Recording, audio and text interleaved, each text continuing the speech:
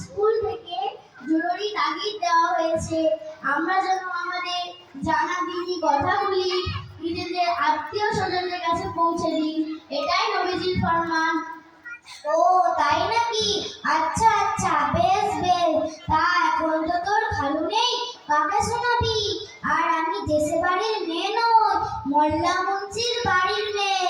আল্লাহর রহমতে সব জানা আছে। মাশাআল্লাহ মাশাআল্লাহ, খুব ভালো। তাহলে খালাম্মা, এই 2 মাস ছুটিতে তোমার কাছে কিছু শেখার সুযোগ পাবো, শেখাবে তো খালাম্মা? তা শিখবি?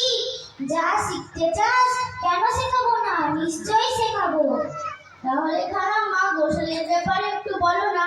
গোসলের ফরজ কয়টি, সুন্নত কয়টি, বা কিভাবে গোসল করতে হয়? আরে বকুয়ে পড়ে এটাও জানি না? দেখ দেখ, পুকুরের পানিতে এক কোমর নেমে বলতে হবে, উঠে গোসল, বসে গোসল, গোসল ঝপাঝপ, ডালের খটা, আলু চাটনি, খাবো সপাচপ, বলেই কিন্তু রূপ, ব্যাস গোসল শেষ। আবার কি? আস্তাগফিরুল্লাহ আস্তাগফিরুল্লাহ, এ কি গো, তুমি কি সত্যি বলছো না রহস্য করছো খালাম্মা? রহস্য আবার কি? এভাবেই তো গোসল করতে হয়। না খালাম্মা, এভাবে গোসল নয়। গোসলের মোট 3টি ফরজ, যেমন গলার হলক পর্যন্ত পানি তারা ধৌত করা, নাকের নরম মাংস পর্যন্ত পানি পৌঁছানো, সারা শরীর এমন ভাবে ধুতে হবে যাতে একটি প্রশ্ন পর্যন্ত না শূন্য থাকে। এই 3টি করতেই হয়। এছাড়া আরো 5টি সুন্নত আছে, যার কারণে আলাদাভাবে সওয়াব পাওয়া যায়। শরীয়তে নিয়ম ব্যতীত কিছুতেই শরীর পাক হয় না, আর শরীর পাক না হলে কোনো ইবাদতই গ্রহণযোগ্য নয়।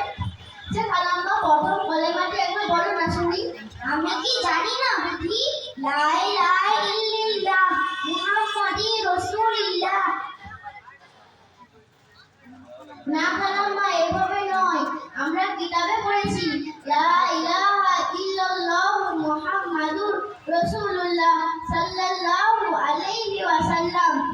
আচ্ছা খালাম্মা, তুমি যে সূরা দিয়ে নামাজ পড়ো, তার মধ্যে কোন একটি সূরা বলো না শুনি। তোরা তাহলে বকবে পড়ে কি শিখলি বল? দূর দূর, শুধু সময় নষ্ট করে এলি।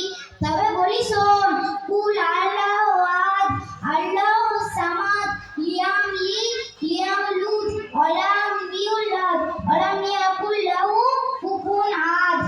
তওবা তওবা, আস্তাগফিরুল্লাহ, আল্লাহ পাক মাফ করুক। এ কি গো খালাম্মা, তুমি যে মোল্লা মুন্সি বাড়ির মেয়ে, তুমি যে দেখছি কিছুই জানো না, আর যা জানো ভুলেই ভুল। এটা খুবই বিপজ্জনক ব্যাপার। আমারটি শোনো। বিসমিল্লাহির রহমানির রহিম। কুল হুয়াল্লাহু আহাদ, আল্লাহুস সামাদ, লাম ইয়ালিদ ওয়ালাম ইউলাদ ওয়ালাম ইয়াকুল লাহু কুফুওয়ান আহাদ। যে খালাম্মা, আমি যখনই মক্তব থেকে আসবো আমার জ্ঞান মতো শিখিয়ে যাবো। এখন তাহলে আসি খালাম্মা। হ্যাঁ মা, যা, সময় পেলে আবার আসবি, না হলে আর কি করবি বল? আসসালামু আলাইকুম। খুব সুন্দর, খুব সুন্দর। আরো জোরে করো তালি বল কথা। একটা নতুন তো মুখের আমরা শুনলাম, তো শোনার পর